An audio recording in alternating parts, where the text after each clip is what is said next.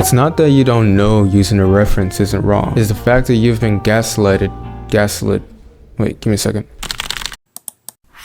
Oh, it's they're both right, but whatever. It's the fact that you've been gaslit by other artists into thinking referencing is actually a bad thing. Until you don't get gaslighted again, I'm gonna give you the 3 reasons for using references that completely changed my belief about this, and each one is even more solid than the other.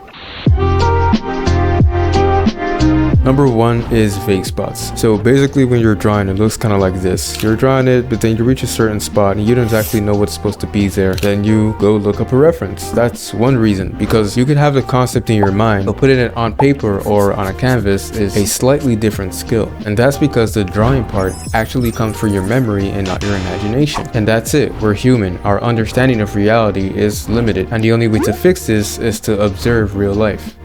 Number 2 is storage of info. So since we know that the drawing is in your memory, the only way to get more things in your memory so you could need less references is to use a reference in the first place, because when you use a reference, you kind of learn a little bit. Imagine you had a folder on how to draw the human head. Imagine a little file being added to this folder, or you could even see it as game stats, where each time you reference, you get a little point. And over time, you get sufficient points, so you don't need to reference as much. Quick plug, I made a mini course that's going to teach you how I reference and learn faster than most artists. If you're interested, click the first link in the description. If not, it's perfectly fine. And now for the 3rd and strongest reason. And this was a complete game changer for me. Think about the OGs of art, the guys that have been drawing like hundreds or thousands of years ago. You think they stayed their entire lives without looking at a piece of reference even once? You think while they were drawing they never needed to use a reference even once? They never did? Well, obviously not. They observed life all the time. They drew things from real life. Even think about portraits.